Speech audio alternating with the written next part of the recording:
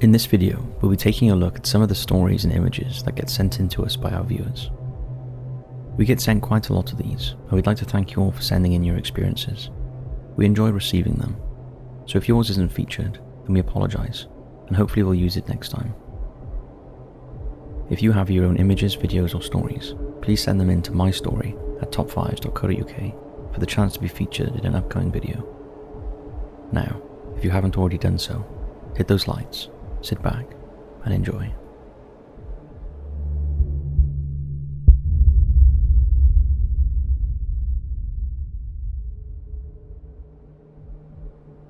Do our pets stay with us after they have passed? We all love our pets, and it can be particularly distressing when they pass away. Sadly for one of our viewers, Diane, her dog Lola passed away on the 20th of the 12th, 2022, and since she's been gone, the family have felt her about their home. Little things like hearing her walk about, pop bottles that she loved to chew on after they'd been used, popping like she is playing with them, and dogs who have been to visit being transfixed to the old unit where they kept Lola's ashes. Diane has always found it comforting to have these little signs that she's still with them as they miss her dearly. At the start of October 2023, Diane took some photos of a bottle of rum in a new spooky Halloween themed glass. When she looked back at the pictures, she saw a mist in the background right where Lola's ashes are. It's worth noting that it was a sunny evening, but Diane is sure that it wasn't a glare. Pretty strange, but also comforting. We'd love to know if any of you have experienced something similar when a beloved pet has passed.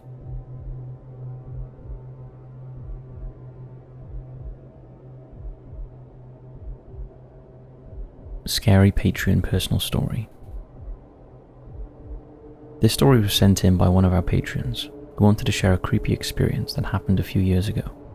She wishes to remain anonymous, so we will call her G. G is now an adult. This happened when she was around 13 years old. G lives in the Dudley, Tividale area of the Black Country in the UK, and many of the houses there, including the one where these events took place, were built in the 1930s. Lots of them were bombed and rebuilt during the Second World War, and quite a few people died there as a result. Underneath the houses is a network of old mine tunnels, which are now either blocked off or form part of the canal system. Lots of workers died in the mines, and there are a lot of local stories about the area being haunted. Strange things started happening when G's aunt moved into a house the next street over from where she was living. A few months after moving in, her aunt was sitting in her living room watching TV. Her two sons, aged 5 and 7, were in bed, but she could hear them playing upstairs. However, when she went up to tell them to go back to bed, they were sound asleep. This happened on multiple occasions. So, to see if they were pranking her, one evening the aunt stayed upstairs in her bedroom after putting her sons to bed to see what they were up to. However, nothing happened. That was until she went back downstairs. Then it all started again. Other weird things happened, like the lights randomly being switched on in a room where she remembered turning them off, and a few times when her aunt bathed her youngest son. He would say that he could see people in the room that were not there. He also said he could sometimes see his nan, who had passed away around 3 years earlier. Around a year after moving in, the aunt and her family went on holiday, and G's mum agreed to look after the house while they were away. One morning, G's brother went with their mum to the house, and whilst in the kitchen, they were suddenly engulfed in a cloud of black smoke that smelled very strongly of cigars. When they stepped back, the smell went, but as they walked forward, it surrounded them again. When G's mum told the aunt about the experience, she said the same thing had happened to her on several occasions. None of the family smoked, so it was very strange. A few months after G, her brother, and mum stayed at the aunt's house to babysit. By the time they arrived, the two boys were already in bed, so the three of them settled down in the living room to watch TV. It's worth noting that the boys' bedroom was directly above the living room. After about 2 hours, they heard a really loud bang from upstairs. It sounded like someone had fallen from a height and hit the floor. All three of them jumped, and Daisy the dog started barking. The bang was followed by footsteps running out of the bedroom, onto the upstairs landing, and down the stairs. However, it sounded like whoever or whatever it was missed a few steps, and landed with a thud at the bottom of the stairs. However, strangely, no one cried out. All three were convinced it wasn't the boys, and something else was in the house, but were hesitant to go and investigate. Eventually, G's mum plucked up the courage to look, but as she opened the door, she heard a rustling and slammed it shut again. After being paralysed with fear, they eventually let the dog through, but she immediately ran to the top of the stairs, barking. G's mum finally opened the door fully to find there was nothing there. Nothing had fallen down the stairs, and the boys were still fast asleep. G refused to stay in the house any longer and walked back to her own house, leaving her mum and brother to stay the night. To this day, her mum is certain that there was someone or something on the other side of the door. On a side note, G said she always gets a strange feeling before something weird happens, and that night she felt extremely unsettled and kept her coat on and had her dad's phone number on speed dial so that she could ask him to walk her home if anything happened. She even felt too nervous to eat the movie snacks that evening. It's also worth mentioning that a week before the incident, the family had jokingly done a séance in the boys' bedroom. They did not take it seriously at the time, but in hindsight, they think they may have annoyed something if it was there. When the aunt returned and G's mum told her what had occurred, she said the same thing happened to her twice before. Things got so creepy that the aunt contacted the previous owners of the house and asked them if anything strange had happened to them. They confirmed that they heard running upstairs, and their young son had said he could see people who were not there on many occasions. They had a friend who was a psychic, and she stated that an old man had previously lived at the house. He had got up in the middle of the night feeling ill, and had a heart attack at the top of the stairs, causing him to fall down them. No one was there to help him, so he lay at the bottom of the stairs for a while before passing away. Nowadays the house is rented out, but G, who still lives in the area, says no one sticks around for long. It does seem that the house had, or has, something paranormal connected to it. Since what happened to her, G is more open to others' strange experiences.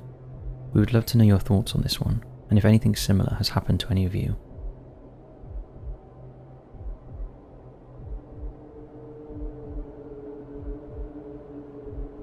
Creepy photo. This next image was sent in to us by Sydney, whose brother used to work at a funeral home in Illinois. His job involved the more technical side of funeral planning, things like obituaries, pamphlets, slideshows, etc. One day he was working with a bereaved family, who sent him an old family photo as part of the funeral arrangements. Take a look.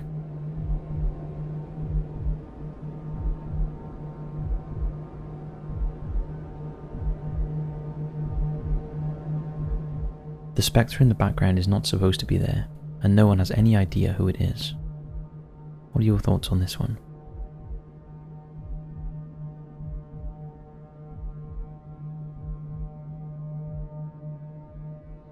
Unexpected photobomber.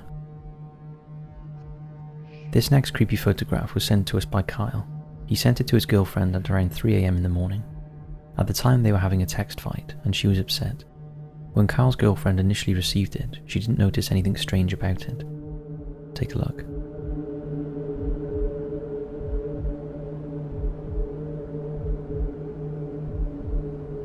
Because she was upset, Kyle didn't say anything until the next day to spare her a sleepless night, but when she realised what was in the image, she was convinced the facial apparition resembled her great-grandmother, who had passed away several years ago.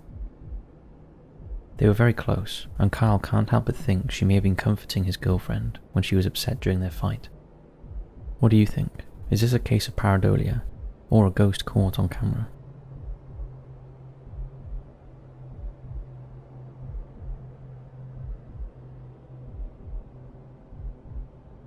Creepy tales from a real medium. This next set of true experiences was sent to us by Morgan, who is a medium. These are just a selection of the countless creepy things that have happened to her, but these are the most memorable. The following is written in Morgan's own words. The Grey Man. I first saw a grey man when I was 6 years old. I still see him to this day, usually just before major, unexpected life events. The night I first saw him was the night before I was taken into foster care. I laid in my bed unable to sleep. After a few hours, I heard somebody moving in the hallway outside my room. I thought it was my mother, so I shouted out for her. No response. The person came closer until they were just standing outside my door. I felt a wave of dizziness cross over me, and all of a sudden, I was on the ceiling outside my door. I was looking at a strange man in a grey tracksuit, and he was facing my door. He was bald and had grey cracking skin. He was dragging a large sack which had something moving inside. I felt dizzy again and I was back in my bed. The man began walking away from my door and I heard him walk down the stairs. This happens before every major life event for me, and I believe the visions are astral projection. Millie and Ben. The first house I ever lived in was haunted. My father brought the house from someone who was later on discovered to have abused and raped young children in the house. That man is now in prison, thank the gods. When I was younger, I had two friends in that house, a girl around 13 years old and a boy who was 8. They would only ever be in one room, my bedroom, and that girl always sat by the radiator, whereas the boy sat inside my small closet. They both said that they were tied up there. Me and my father discussed this recently, and I found out about the previous residents. The man who is now in prison would chain his children to the radiator and in the closet. They died in that room. My friend's grandpa. A few years ago when I was 14, I was a girl guide. I was on an overnight trip with the rest of my team. Me and my 7 friends were going to be sharing a room, and I'd said I'd bring an Ouija board so we could try it out. A week before the trip, my best friend's grandpa died. She was not sad about this, due to the grandpa being severely abusive and sexually inappropriate. On the first night of the trip at 3 AM, I took out the board, and me and 4 other girls played with it. One of the girls was recently bereaved. We asked if anyone was there, and the planchette moved to yes. We asked who, and it said Peter, the name of the grandpa. Immediately after the board said the name, a glass flew across the room and shattered next to me, cutting my hip and my knee with shrapnel. I still have the scar on my knee to prove this. The couple. I just moved out of a house with a tragic haunt. I live in a care home, and me and the 2 boys who lived there all saw the same spirits. A woman who was sweet when women approached her, but angry when men approached her, and a man who just hung from a noose in the bathroom. One night, me and my friend, who we'll call Carl, decided to do an investigation. Carl had lived there for a year before I moved in, and had seen these spirits many times. I decided to take pictures in every room of the house and look at them after the investigation. When we reached the living room, I took out my EMF meter and began walking around. We had bunting taped up for the World Cup.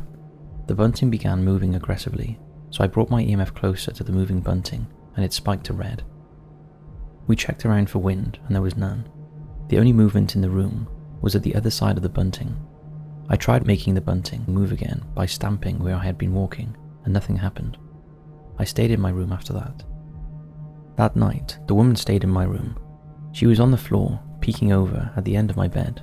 She was glaring at me and whispering horrifying things that I don't want to repeat due to the stress and anxiety they still give me.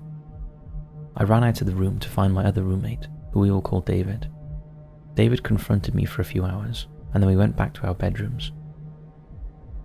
All of these incidents happened in Sheffield, South Yorkshire, apart from Millie and Ben, which happened in Rotherham.